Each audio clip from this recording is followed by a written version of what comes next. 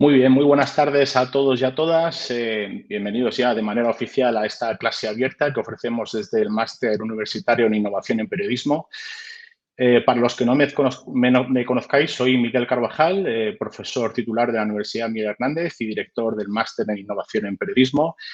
Hoy celebramos esta sesión, esta clase abierta, para atender una demanda que hemos percibido en nuestro entorno, también fruto del trabajo que hacemos en el máster con los estudiantes y con los periodistas y los profesionales con los que trabajamos, para atender una demanda, como decía, cada vez más urgente en nuestra profesión.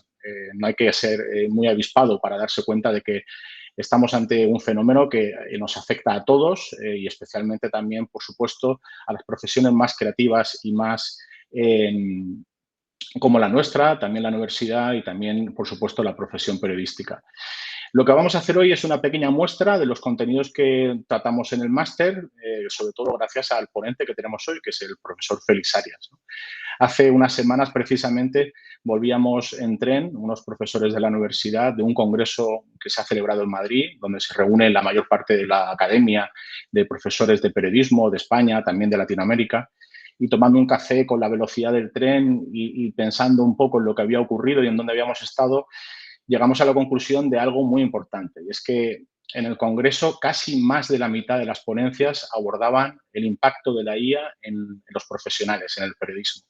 El tsunami ya está aquí, hablábamos, y nos dimos cuenta de que es algo que ya no hay manera de sortearlo. O se trata o se afronta o te usa y te abusa, ¿no? Y el entorno de la inteligencia artificial hay que dominarlo, hay que conocerlo, hay que comprenderlo y de la mejor forma posible, que es desde la universidad, pensando de forma crítica cómo trabajar con esta herramienta. Por eso hemos querido abrir esta clase abierta desde el máster para poder ofrecer ese poco de luz y esa perspectiva práctica como solemos hacer en el resto de contenidos del máster. Este máster, como podéis ver en la diapositiva, tiene ya más de 12 años. Es un máster que ofrecemos 100% online, eh, donde a través de un programa práctico con asignaturas teóricas y conceptuales ofrecemos herramientas para liberar el potencial innovador de los periodistas recién graduados, profesionales de medio en su carrera, editores, gente del sector de la industria de diferentes niveles, tanto españoles como latinoamericanos. Y desde esas coordenadas hemos pensado que sería muy útil ofrecer esta charla porque pensamos que es un reto muy importante que nos afecta a todos, ¿no? En el máster, como podéis ver también en la diapositiva, empleamos un método de enseñanza asíncrono. Tenemos clases grabadas donde el estudiante puede organizar su tiempo y su trabajo, combinarlo con sus retos profesionales y consumir los vídeos de manera adecuada. Y luego tenemos además una hora en directo todas las semanas, como la que vamos a celebrar hoy aquí, precisamente. Un ejemplo de lo que solemos hacer en el máster. Una hora todos los lunes y luego el resto de clases grabadas en vídeo. No me quiero extender más sobre el máster, pero simplemente quería deciros que, además de las preguntas que podéis hacernos por correo o después de la sesión o las dudas que podamos resolver después, simplemente indicaros que mañana creo que termina el primer plazo de prescripción, pero aún así no os preocupéis si hay alguno que está interesado. En julio vuelve a abrirse este plazo de prescripción y tenéis tiempo, por supuesto, para considerarlo si así os interesa. Y nada, ya pasamos a presentar directamente a Félix, que lo tenemos aquí. Félix Arias es subdirector del máster y es profesor de varias de nuestras asignaturas. También es profesor titular de periodismo y se ha especializado durante su carrera en periodismo local, periodismo de datos y durante los últimos 3 años en inteligencia artificial. Precisamente sobre esta materia estuvo en la London School of Economics con uno de los grupos de investigación más importantes en inteligencia artificial del mundo. Desde ahí está trabajando estos últimos años en investigaciones, dirigiendo tesis y publicando sobre inteligencia artificial en periodismo. Esa materia también la imparte, por supuesto, en el máster, en las asignaturas del impacto en la tecnología en el periodismo y de nuevas narrativas periodísticas, donde ya obviamente hay que abordar cómo la IA puede ser útil y cómo puede ser productiva. Aparte, este conocimiento no solamente lo dirige y lo enfoca en la universidad y en el ámbito académico, sino que también, por supuesto, está muy bien considerado en la profesión, imparte sesiones formativas y también trabajos de consultoría en medios, como por ejemplo el Grupo Vocento, La Voz de Galicia, en Onda Regional de Murcia. También ha colaborado con diarios locales, Teleelch, el diario Información, y además ofrece este tipo de formación a través de una consultoría que tiene con otros profesores de la universidad en empresas generales, no solamente periodísticas. Por tanto, estamos ante una persona que conoce la herramienta, que entiende sus usos, pero lo hace además desde el periodismo y desde una perspectiva crítica y constructiva, ¿no? Que es de lo que nos va a hablar. Porque al final podemos usar la IA como un aliado en nuestro trabajo sin perder la cabeza. Y ese es el objetivo. Y así que, sin más, Félix, mil gracias por tu generosidad y por ceder este tiempo con este grupo tan amplio y tan numeroso que tenemos hoy. Y os doy de nuevo a todos la bienvenida a esta pequeña clase abierta que ofrecemos del máster. Muchas gracias por participar. Y Félix, todo tuyo. Muchísimas gracias, Miguel. Voy a intentar compartir mi pantalla. No sé si será mejor que dejes de compartir la tuya, ¿sabes? Y que comprobemos que se ve bien. Sí, ¿verdad? Perfectamente. Vale. Bueno, pues nada, muchas gracias, Miguel, por tu presentación y a todos los asistentes por estar esta tarde aquí con nosotros. Estaba mirando el listado de asistentes y me encanta que tenemos unos cuantos humanos, pero al menos 2 o 3 bots ya tomando notas ahí, ¿no? Que eso ya indica algo de qué va esto, ¿no? Bueno, vamos a intentar ir directamente al grano y ser breves porque yo creo que realmente también interesa mucho que luego hablemos y pongamos en común y resolvamos cuestiones y abramos ese debate, ¿no? Que, bueno, tampoco podrá ser muy extenso, pero seguro que nos da tiempo a comentar, ¿no? Bueno, yo, lo he dicho, voy a intentar hablar de cosas muy prácticas, a enseñar herramientas, a enseñar ejemplos, pero creo que no podíamos empezar sin un par de premisas, ¿no? Yo creo que ahora mismo ya es evidente que en el consumo, que en la distribución periodística, el panorama es muy incierto ante el auge del consumo, sobre todo informativo, en chatbots o en herramientas de inteligencia artificial, ¿no? Yo seguro que la mayor parte de los que estamos aquí hemos visto un gráfico o o alguno parecido que ya se está publicando sobre cuál es el tráfico que llega a medios, pues como en este caso medios norteamericanos, Wall Street Journal, Washington Post, y como esto, el impacto ya es más que evidente de la inteligencia artificial, ¿no? Y esto es de un estudio que salió hace, pues, un par de meses, en el que si Google está transformando y cómo se está buscando ya en Google y estamos viendo que se reduce el tráfico que llega, ya ni te digo si lo comparamos con, por ejemplo, lo que llega de un chatbot convencional como ChatGPT, ¿no? Entonces, bueno, no es el tema, pero creo que teníamos que tocarlo y tenemos que ser conscientes de que tenemos realmente un gran reto. Yo no tengo la respuesta, pero tenemos un gran reto para ver cómo podemos sobrevivir como profesión si realmente queremos seguir siendo relevantes, ¿no? En segundo lugar, que en el plano empresarial, digamos, en el plano de la industria, creo que tenemos una encrucijada enorme, ¿no? Creo que ante los gigantes tecnológicos, Meta, OpenAI, Microsoft, hay ahora mismo como dos grandes posturas, pero una está ganando claramente a todas las demás, ¿no? Bueno, aquí podemos ver una cronología hecha con IA y luego os explicaré cómo en casi todos los países hay uno o varios medios que han llegado a acuerdos, pues sobre todo con OpenAI, que es un poco el que marca la línea en esto. Por ejemplo, recientemente se unió a esto también el Guardian. Y, por otro lado, tenemos la de quienes se han enfrentado directamente a esto, ¿no? Sobre todo el New York Times o también una serie de periódicos estadounidenses. Y esto, bueno, parece que sigue su cauce y digamos que esa demanda inicial ya pues, se va a abrir un juicio de alguna manera, ¿no?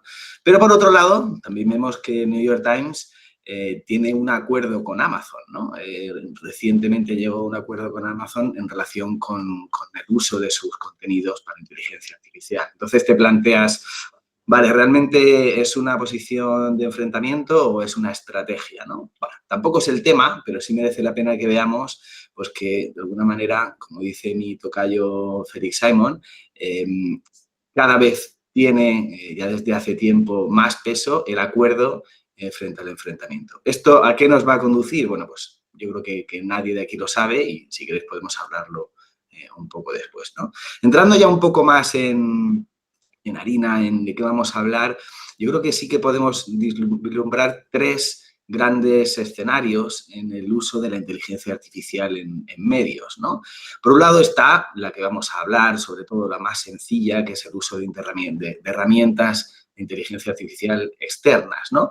Pero por otro lado vemos también que están surgiendo empresas, iniciativas que tratan de aplicar la inteligencia artificial de manera mucho más específica al ámbito periodístico. Y aquí tenemos, por ejemplo, Giorno, de un par de profesionales de Málaga, que es, por así decir, un asistente para redacción impulsado por grandes modelos de lenguaje, o empresas como Mortensen, que en este caso de Cataluña, está trabajando directamente en crear apartados, en integrar la inteligencia artificial en los gestores de contenidos, en los CMS de los medios. Vemos también que hay medios con más poder que están desarrollando sus propias inteligencias artificiales, sobre todo a nivel de búsqueda de contenidos o de interacción con su propio contenido, ¿no? Ahí tenemos el Washington Post, tenemos ya casi todos, El País con su Vera, no sé si alguien de aquí lo ha probado, si alguien es premium del País, yo solo lo he podido consultar por encima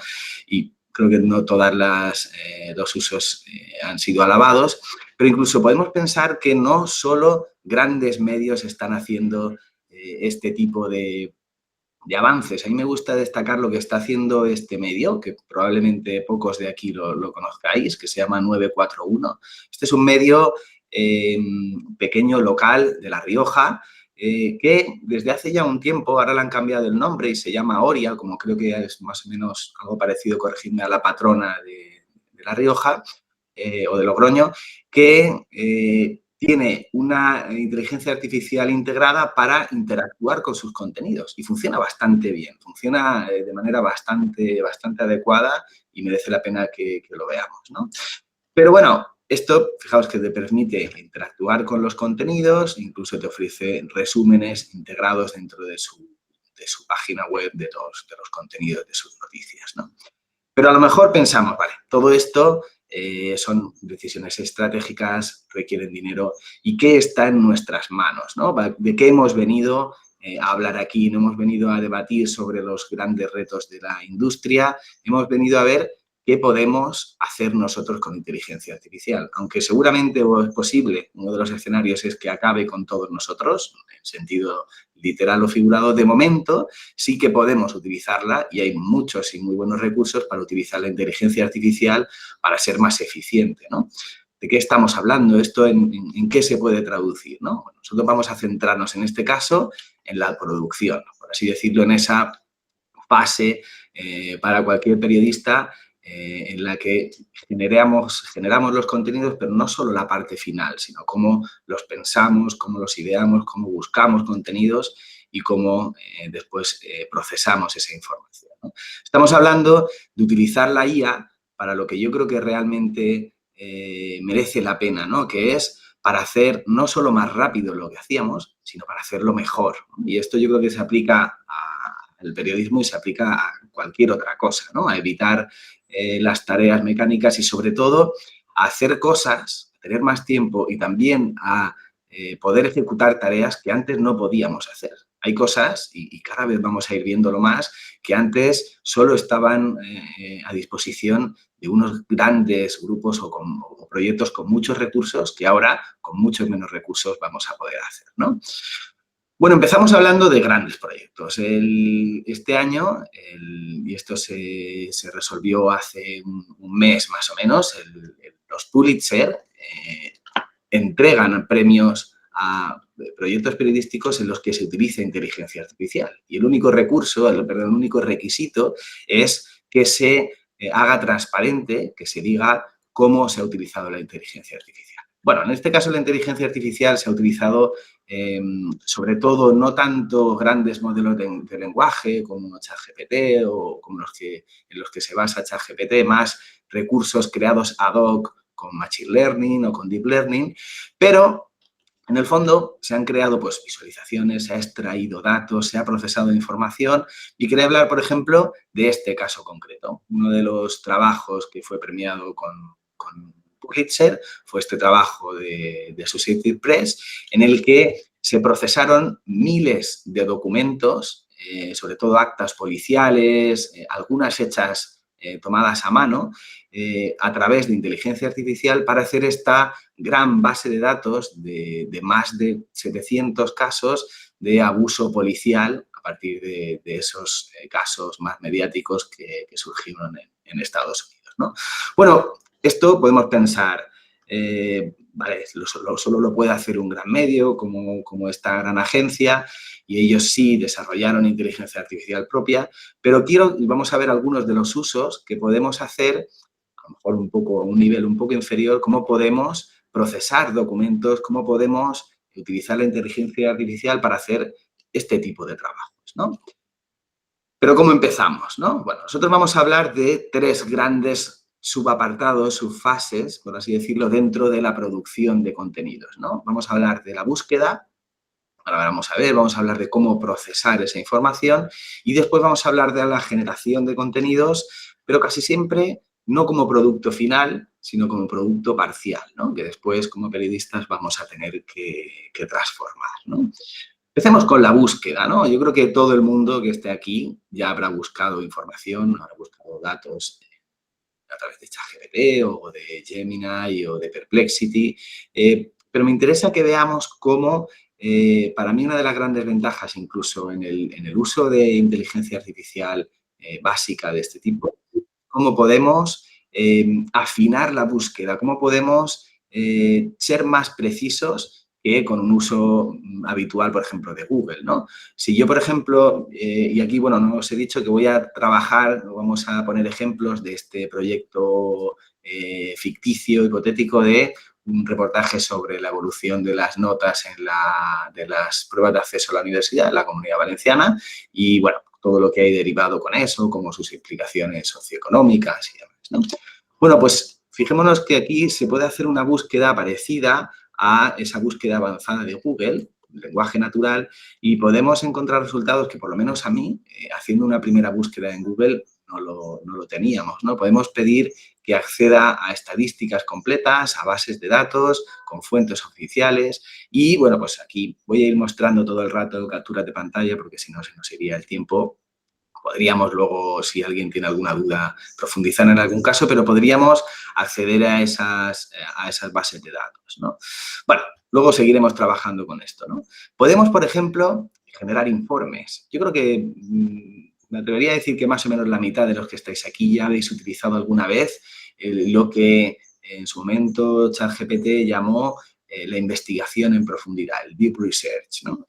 Que ahora tienen casi todos los medios, casi todas las plataformas de este tipo, cada una con sus peculiaridades, pero esto me parece que es muy útil como un paso previo para hacer periodismo, ¿no? Si yo, por ejemplo, le hago una pregunta a ChatGPT, activando esa función de investigación en profundidades, ¿cuál es la relación entre el nivel socioeconómico familiar y las calificaciones de la prueba de acceso a la universidad en estudiantes de diferentes comunidades autónomas de España, ¿no? Normalmente, y esto es parecido en todas las aplicaciones de este tipo, te hace una serie de preguntas para afinar más, ¿no?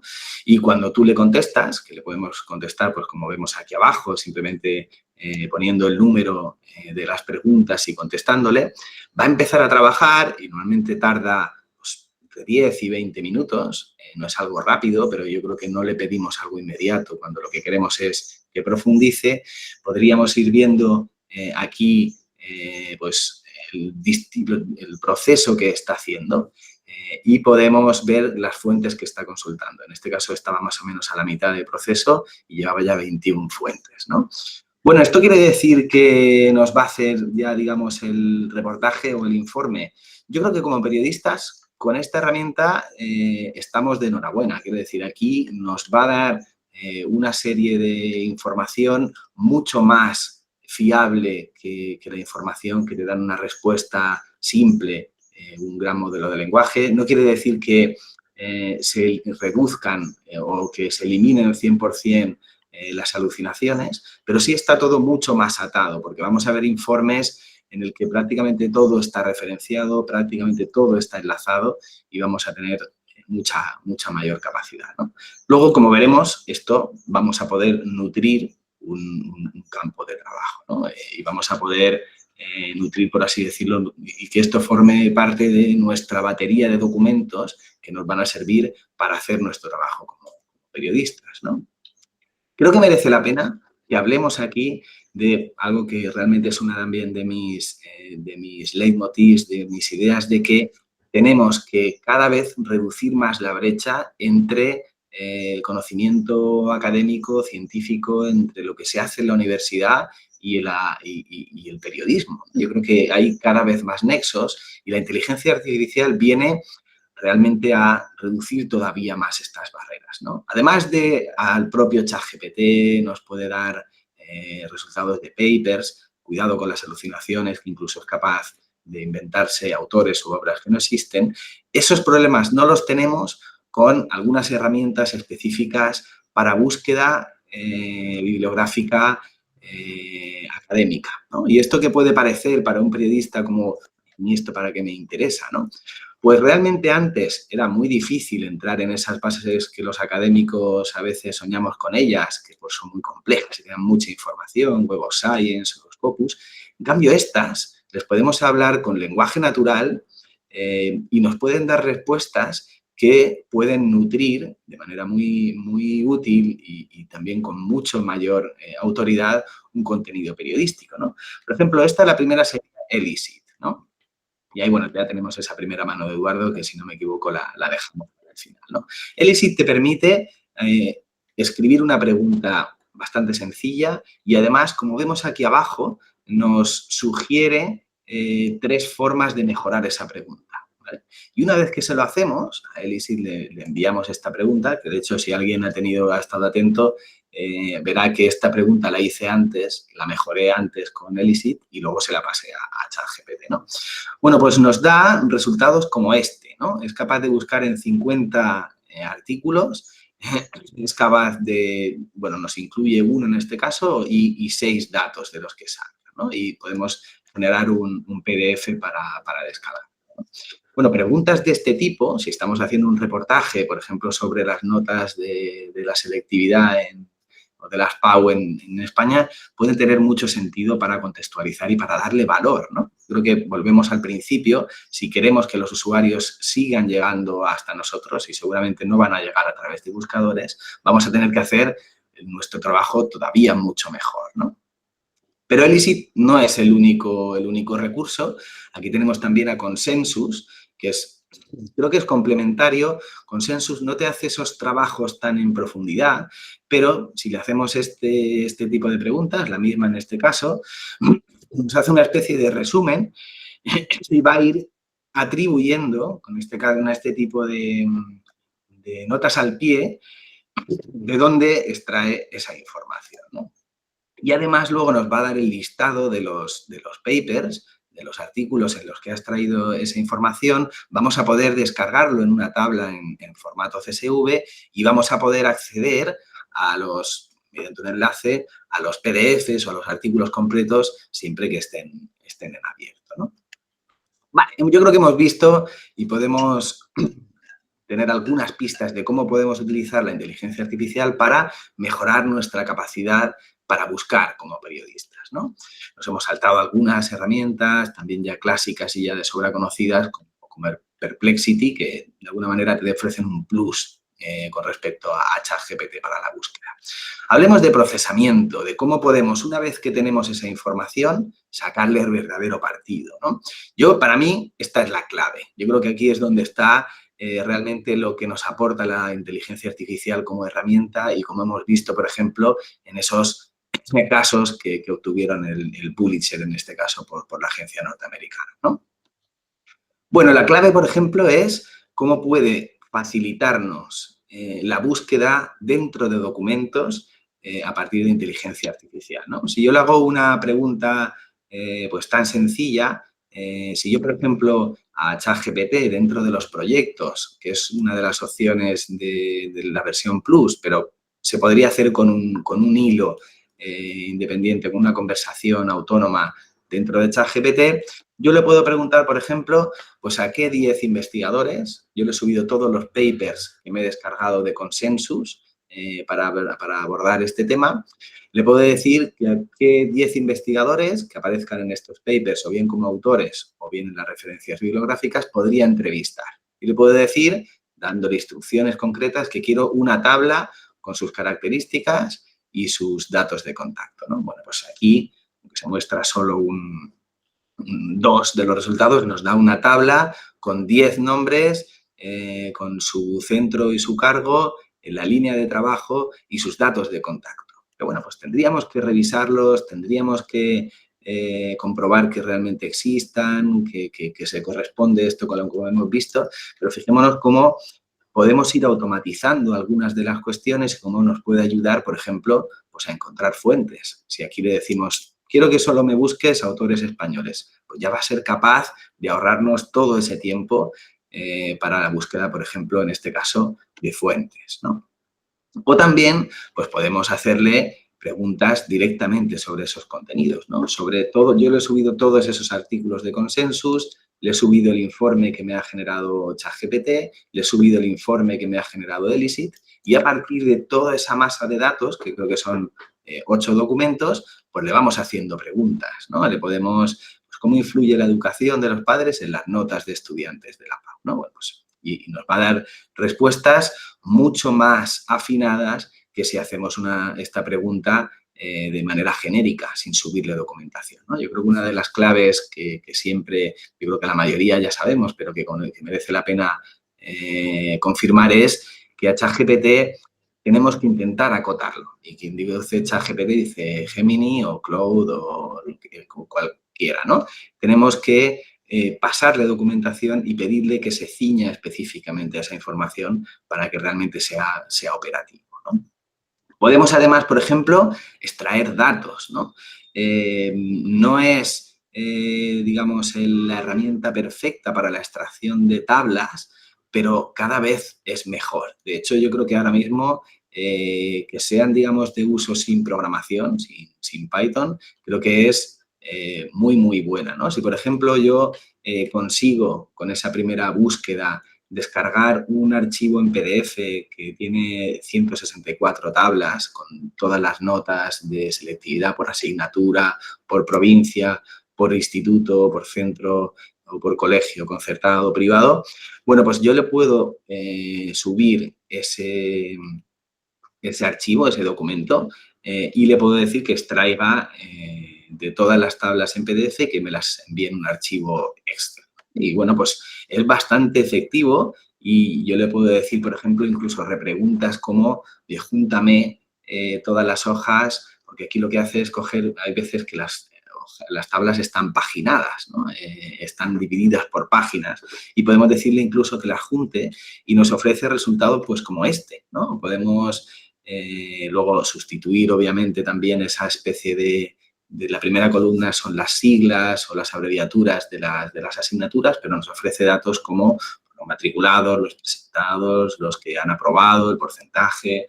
Bueno, pues ese trabajo antes nos llevaba horas. Imaginemos hacer esto a mano, ya ni te cuento, pero había programas, pues, por ejemplo, Tabula o, por ejemplo, pues podríamos aplicar código en Python y nos costaba mucho más hacer este tipo de trabajo, ¿no? Esto es a lo que me refiero cuando hablamos de que podemos hacer algo que esté más allá de nuestras posibilidades hasta este momento, ¿no? Podemos hacer cosas que antes no podíamos hacer. Podemos hacer periodismo de investigación o periodismo de datos desde este punto de vista, ¿no? Podemos también pedirle que nos haga un gráfico y realmente vamos a tener pues una visión aproximada, exploratoria sobre qué datos tenemos, ¿no? Nos puede pintar gráficos de este tipo que podemos descargar, pero que yo creo que eso para un periodista sobre todo sirven como punto de partida para luego pues, irnos a herramientas más avanzadas para visualización de datos y pedirle resultados finales, ¿no? O podemos preguntar información concreta, ¿no? El PDF de donde se sacan todas estas estadísticas tenía como 150 páginas y le podemos decir, a partir de la página 80 están los datos sobre los centros, sobre los institutos. Quiero que me los ofrezcas en un formato tabla, ¿no? Y además podemos luego pedir, añade una columna en la que me indiques la dirección exacta de cada centro, ¿no? Y funciona y realmente es capaz de buscar en mapas, y sobre todo imagino que en Google, y darte la dirección de estos centros. Lo que viene después, pues, es geolocalizar esas direcciones y es lo que te va a permitir, pues, por ejemplo, cruzar con datos sociodemográficos que complementen esas fuentes, ¿no? Por supuesto, yo os enseño sobre todo capturas de ChatGPT porque creo que es el que todavía va un poco por delante y es el que yo más utilizo y por el que pago y hago esa inversión, pero hay mira mucho más allá, ¿no? Yo creo que, por ejemplo, para el procesamiento de documentos, creo que Google incluso está por delante en algunas cuestiones, como por ejemplo el uso de esta especie de herramienta específica que se llama Notebook LM, en la que, pues como vemos aquí a la izquierda, subimos toda la documentación de la que estábamos hablando, todos esos artículos. Aquí tenemos un chat parecido al ChatGPT, con sus referencias y también podemos incluso generar mapas conceptuales, podemos generar podcast con un solo clic para que podamos ir digiriendo, por ejemplo, en el coche cuando vamos a hacer un reportaje de investigación, ¿no? Pero esto no queda aquí, ¿no? Y yo creo que si pensamos, por ejemplo, en cómo hacían esos grandes trabajos del Pulitzer, qué hacían, cómo conseguían realmente desmarcarse y hacer esos grandes trabajos. Bueno, pues lo hacían sobre todo con código de programación, ¿no? Y no sé si te suena esto, esta etiqueta. Esta etiqueta surgió hace un mes o un mes y poco por uno de los ingenieros de OpenAI, que son muy buenos también haciendo marketing, que hablaba de, por así decirlo, programar sintiendo las vibraciones, ¿no? En el fondo significa programar con inteligencia artificial casi sin saber programar, ¿no? Y bueno, se nos abren muchas puertas y también interrogantes, ¿no? Yo creo que es lógico que nos preguntemos, si yo no sé programar como periodista, no he tenido tiempo y no veo fácil que vaya a tener tiempo. ¿Yo realmente puedo programar sin saber cómo se hace? Bueno, pues yo que esto ya alguna vez hemos tenido alguna discusión, creo que más o menos es que igual que se puede escribir textos sin saber escribir bien, o igual que se pueden crear imágenes sin saber mucho de fotografía o de diseño, ¿no? Eso quiere decir que no se va a programar de manera brillante, seguramente se programará de manera mediocre, o realmente a un nivel no avanzado, pues como escribe ChatGPT o como genera imágenes cualquier inteligencia artificial, pero sí vamos a poder hacer cosas y vamos a poder aprender y se nos abre un mundo de posibilidades que antes no teníamos, ¿no? Por ejemplo, algo muy sencillo, ¿no? Si yo a ChatGPT le digo que necesito descargar automáticamente archivos PDF de una página web, yo le pido que me dé el código para Python para ponerlo en Google Colab, que es un cuaderno parecido a un documento en el que se puede ejecutar código de Python, y le puedo decir, no tengo ni idea de programación, ve pidiéndome todo lo que necesitas y explícamelo bien, ¿no? Bueno, después de 2 o 3 pasos, me da el código, fijémonos aquí, pues le decimos la web para la que es y le digo, dime el código que hay que pegar. Bueno, pues esto es capaz, una persona como yo, que tiene mínimos conocimientos de programación, de introducir uno a uno estos pasos en un cuaderno como Google Colab y automatizar la descarga de decenas de PDFs de una página web, ¿no? Por ejemplo, ¿no? Pero sobre todo es que pensemos que esto acaba de empezar, ¿no? Hay ya herramientas como Manus, que se llaman agentes de inteligencia artificial que, por así decirlo, encadenan distintas tareas y son capaces, pues en este caso es otro caso de uso en el que podemos, pues, descargar datos de manera automatizada de una página web, ¿no? Vale, hemos hablado de PDFs, de documentos, hemos hablado incluso de hojas de cálculo, hemos hablado de código, pero también es interesante que bajemos todavía un poco más el terreno y hablemos de cómo procesar imágenes. Yo creo que esto también nos puede dar muchas pistas. Otros de los trabajos con los que fueron premiados en los Pulitzer eran de esa especie de de fact-checking o de análisis en profundidad de imágenes, ¿no? Digamos, de análisis quirúrgico de imágenes, ¿no? Bueno, hasta eso no llega la inteligencia artificial, pero se pueden hacer muchas cosas que nos pueden facilitar la tarea, ¿no? Es muy útil y realmente tiene muy, muy pocos errores cuando le acotamos a ChatGPT y le decimos, oye, te paso este gráfico o te paso esta imagen de esta tabla y le pedimos que nos haga, pues, por ejemplo, 2 párrafos para describir los datos de este gráfico de manera comprensible y con un lenguaje aséptico, por ejemplo, ¿no? Bueno, pues esto no quiere decir que vaya a ser lo que utilicemos en nuestra noticia, en nuestro reportaje, pero nos puede ayudar, nos puede sobre todo quitar tiempo de algo pues, que realmente no vamos a mostrar nuestro talento, como la descripción de una tabla o de un gráfico, y podemos hacer otras cosas que antes no podíamos, ¿no? Pero incluso podemos ir ya más allá.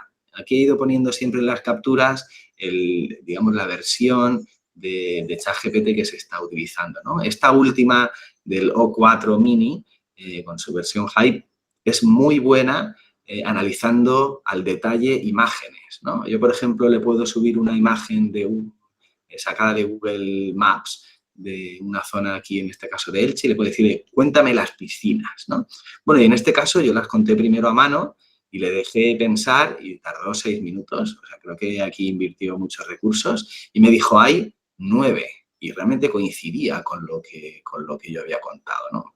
Entonces, es algo bastante útil, por ejemplo, si queremos hacer análisis geográficos o podemos, no sé, pedir realmente comparar la relación entre el número de piscinas que hay en una ciudad, por ejemplo, y las notas de selectividad, ¿no? Bueno, pues podemos hacer experimentos y trabajos en esta línea, ¿no? Y desde luego, y vamos acelerando, podemos hablar de audio. ¿Quién no ha transcrito ya, por ejemplo, con TurboScribe o con Pinpoint sus entrevistas, ¿no? Yo creo que eso ya es algo que realmente que no lo esté utilizando está invirtiendo tiempo en cosas que no merecen la pena. Merece la pena que luego lo revisemos bien, que hagamos más entrevistas, que saquemos más partido, pero no que las transcribamos a mano, ¿no? Teniendo herramientas como esta u otras como Whisper, en el fondo en el que se basa TurboScribe, para hacer incluso transcripciones en masa, por así decirlo, ¿no? Sin límite. Y terminamos con este último apartado, seguramente el más conocido, el que todos más hemos probado, pero que merece la pena que veamos esos usos también intermedios y también colindantes para aprovechar la inteligencia artificial para hacer mejor periodismo, ¿no?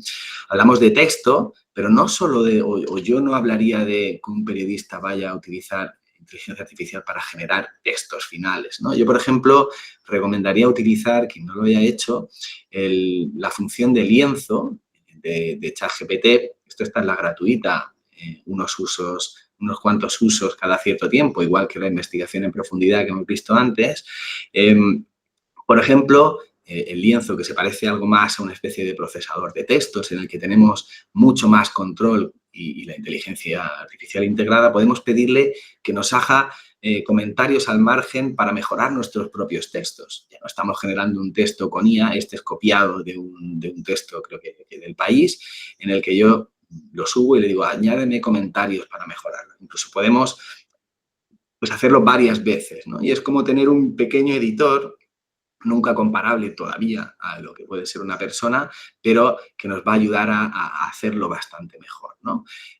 O, por ejemplo, la personalización. ¿Cómo podemos tener un párrafo concreto y podemos decirle que nos lo adapte en función de si nos leen desde Andalucía, desde Baleares, desde Madrid o desde Murcia, ¿no? Yo creo que eso es algo que ya llevamos bastantes años haciéndolo en proyectos que eran ambiciosos, sobre todo de agencias. Bueno, pues ahora está en nuestra mano hacer versiones y creo que no tiene sentido, sobre todo para medios nacionales, que las personas consuman siempre el mismo contenido, ¿no? Se puede hacer por versiones para geográficamente o también por niveles, en fin, yo creo que nivel de especialidad, resúmenes, versiones más reducidas. Creo que tenemos que trabajar en utilizar la inteligencia artificial para personalizar mucho más los contenidos, ¿no?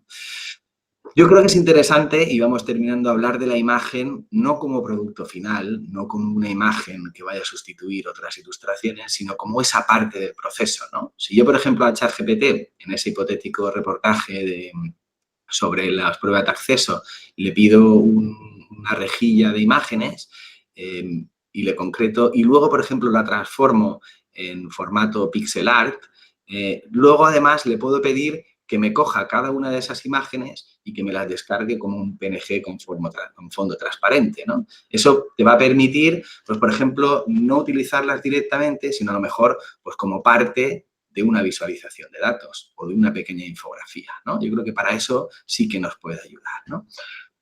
¿Te acuerdas de esa infografía que utilizaba al principio? Bueno, nunca va a ser un producto final, aquí lo he utilizado precisamente para hacer este pequeño juego. Bueno, pues esta está creada con un programa que se llama Napkin, ¿no? Napkin te permite subirle un texto y además sobre la parte que tú consideres, la seleccionas, un poco como se ve aquí, le pides, activas un botón que es una especie de rayo y te ofrece decenas de versiones de pequeñas infografías para explicar esos datos de manera gráfica, ¿no? Bueno, pues de nuevo, nunca lo vamos a hacer como un buen diseñador, pero a lo mejor nos puede generar ideas o nos puede incluso servir a nosotros mismos para entender algunos conceptos.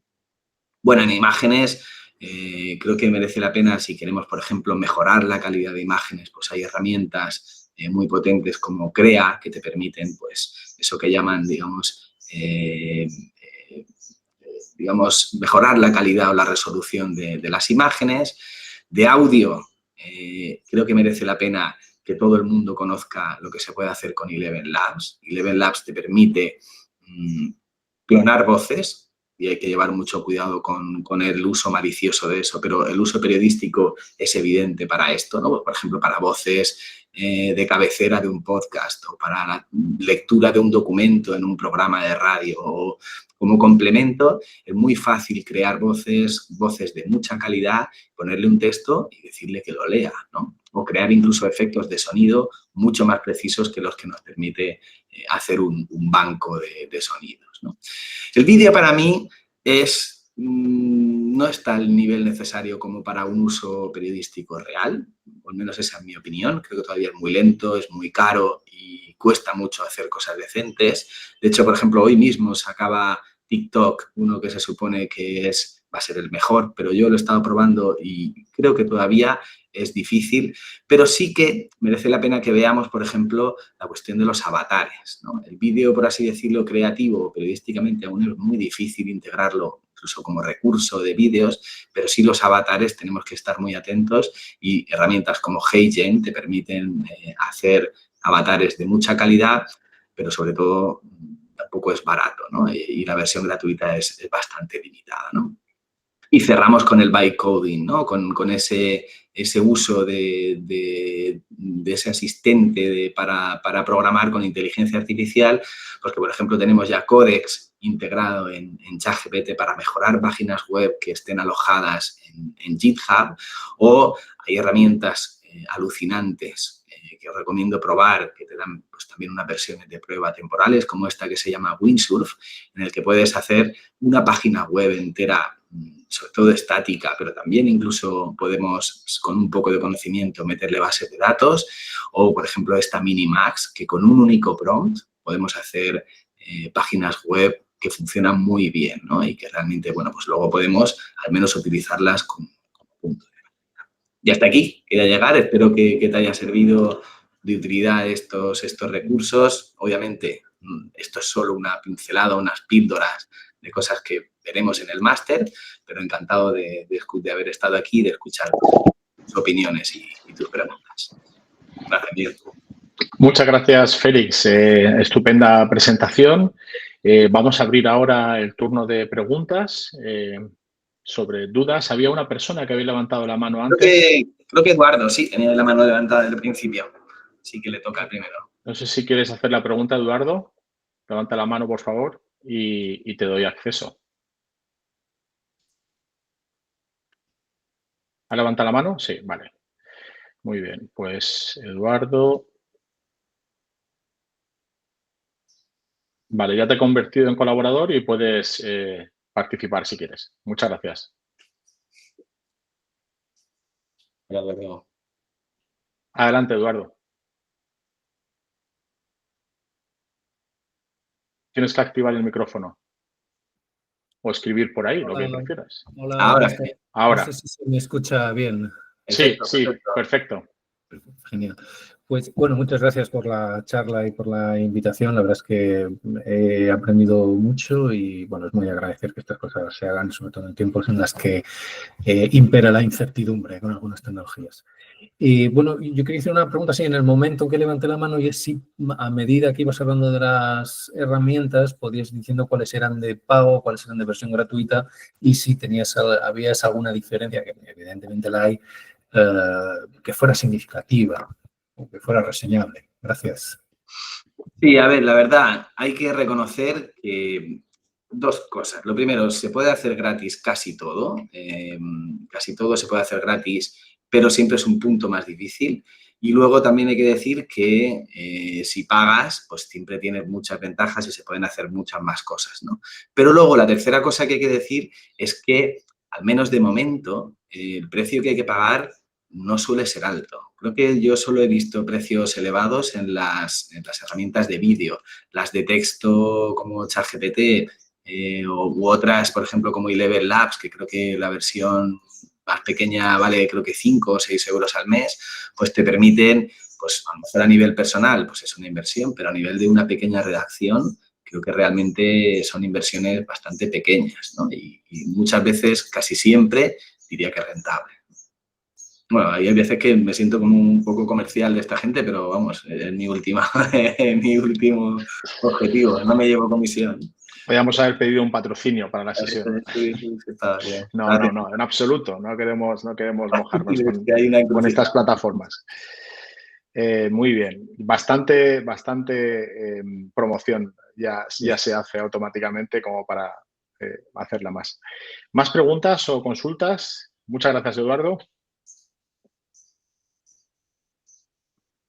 Paula, muy bien. Voy a abrir la fila y le doy acceso. A ver.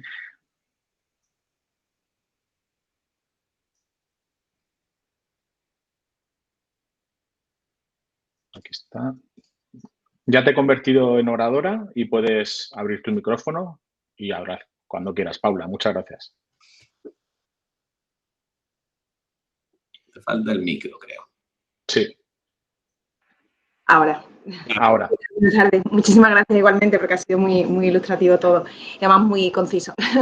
Bien, yo tengo siempre la inseguridad de si lo que me está proporcionando cuando le hago consultas es del todo fiable, ¿no? ¿Cómo hacemos un doble chequeo de la herramienta? ¿Cómo le damos credibilidad y confianza? Porque yo soy también profesora y los estudiantes, igual que hacen con Google cuando realizan una búsqueda, se quedan con lo primero, ¿no? ¿Cómo lo ponemos a prueba para que nos dé los mejores resultados y cómo darle esa credibilidad? Porque igualmente yo he utilizado versiones premium y me queda la duda porque luego he descubierto en artículos que le he subido, pues detalles que se le ha pasado por alto que a mí sí me parecían importantes, ¿no? Relevantes. Gracias. Sí, pues has tocado el punto, yo creo que un punto que tenía que salir y un punto clave. De hecho, yo creo que ahora mismo la gran preocupación de estos gigantes, ¿no? El que todavía existan alucinaciones y de hecho creo que todavía existen mucho más de lo que a ellos les gustaría, ¿no? Entonces, secretos no hay. Yo creo que la única solución posible es comprobar. Y eso, pues realmente como periodistas también nos da un plus y hay que verlo como positivo, el hecho de que no podemos fiarnos de lo que nos da, ¿no? Hay, por ejemplo, sitios en los que alucina menos, como por ejemplo si le damos la opción esta de investigación en profundidad, alucina menos, sobre todo porque está todo mucho más encorsetado. O también hay recursos como estos que hemos visto de búsqueda académica, en los que, claro, como está todo tan encorsetado para buscar en artículos y todos tienen su enlace correcto, pues hay muchas menos posibilidades de que eso alucine y de que cometa errores, ¿no? Pero la respuesta corta es que no hay fórmula mágica y que siempre hay que comprobar y, por ejemplo, se puede hacer, pues yo recomiendo intentar hacer pequeñas catas de los resultados que nos está dando para ver si realmente nos podemos fiar. Pero sobre todo si hacemos preguntas abiertas, muy peligroso.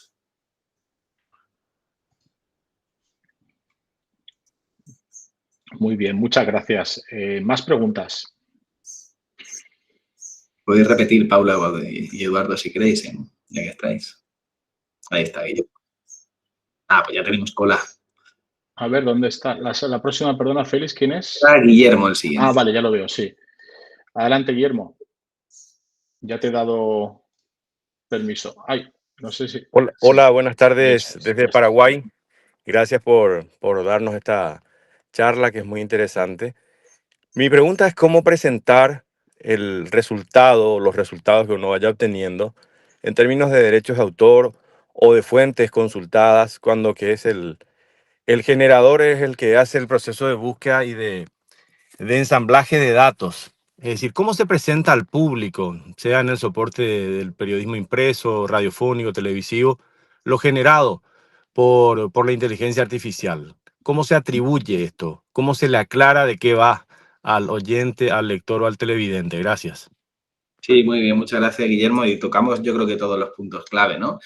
Aquí, bueno, pues yo creo que la clave siempre es la transparencia, ¿no? Veíamos en el caso de los premios Pulitzer cómo no es un, digamos, no menoscaba el trabajo, siempre y cuando aparezca un apartado, un disclaimer, una metodología o como queramos llamar, en el que se detalla exactamente para qué se ha utilizado cada herramienta y cómo se ha utilizado, ¿no? Eso yo creo que es algo que, sobre todo, por ejemplo, en el periodismo de datos ya se hacía, el poner esa metodología de se ha utilizado estas herramientas, la base de datos es así, se ha seguido esos criterios, y creo que hay que verlo como una oportunidad para que el periodismo mejore, sea transparente y la gente pueda confiar en nosotros, porque realmente es otro de los grandes problemas que tenemos como profesión, ¿no? Entonces, yo creo que tenemos que ser muy precisos, muy honestos y decir qué se ha utilizado. Y luego, desde luego, pues utilizarlo bien. Yo creo que nunca va a estar bien si decimos he copiado y pegado la mitad de mi reportaje de ChatGPT. Eso, obviamente, igual que antes no se podía hacer copiando la mitad de Wikipedia, pues ahora no se puede copiar, ¿no? Tiene que ser esa herramienta, ese extra, y tenemos que contar de dónde ha salido, ¿no? No sé si te contesto, si no, repregunta, Guillermo. Sí. Perfecto, perfecto. Muchas gracias. Muchas gracias. Hipólito, adelante.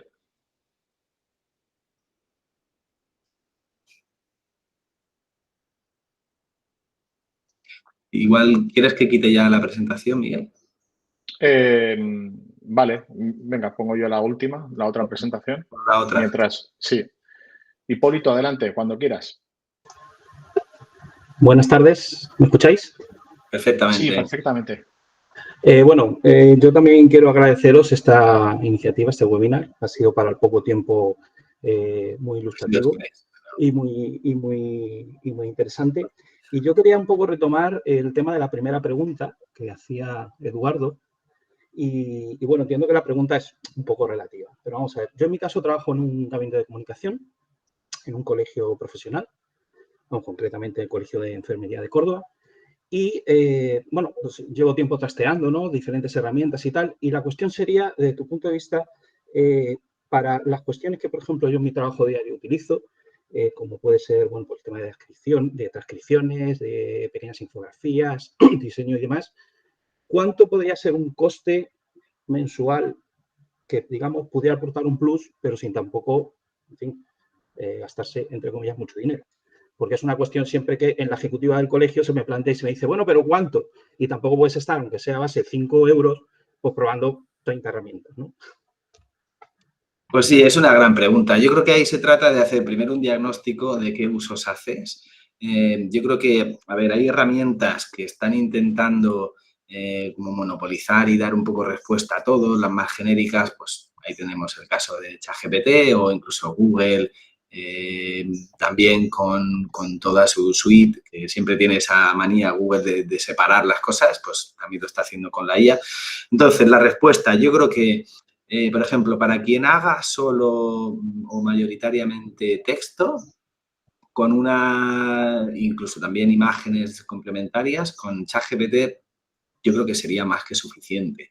Si tenemos también algo de audio, pues creo que sumaría también Eleven Labs. Si tenemos algo de vídeo, pues ahí depende, podríamos verlo, ¿no? Pero yo creo que realmente la respuesta es esa. Por ejemplo, en lo de la creación de páginas web, que se pueden hacer cosas increíbles, pues solo la veo, por ejemplo, para quien realmente trabaje en el diseño web, ¿no? Entonces, creo que realmente estamos hablando de un presupuesto de, imagínate, 30 euros al mes. Creo que eso para un colegio, bueno, por persona, ¿no?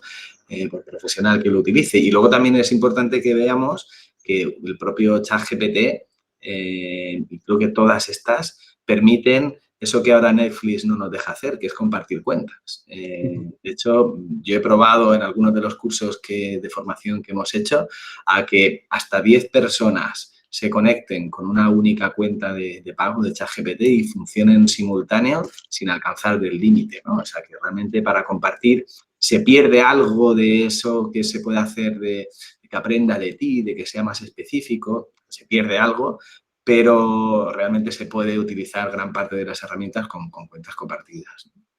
Bien, muchas gracias. Gracias a ti.